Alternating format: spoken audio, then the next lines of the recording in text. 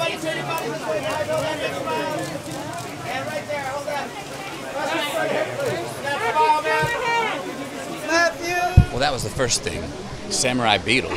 That sounded fun. I hadn't done any voiceover, voice work in any animation. I haven't done any of that in my career. I was trying to. I was telling my agents, can you find me something? Because I like them and I've got kids, so I'm seeing more of them now. Nobody was hiring for a while. And then the folks at Laika told me that they heard an NPR interview I did. And NPR has wonderful microphones, right? So evidently they really liked how my voice sounded in this interview. And approached me about the Beetle. And I read the script. It was quality. It looked fun. And so there I went. And then, here we go.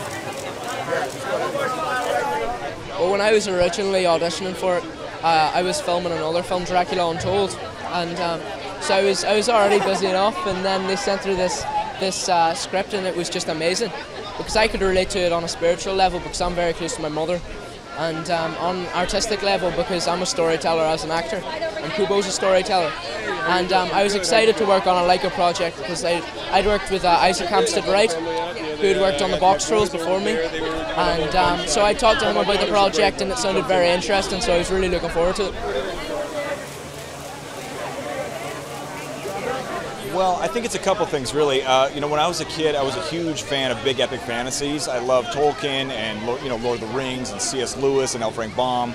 And that was a gift from my mother, really. She was a huge fan of fantasy, and she bestowed that gift upon me from a very young age.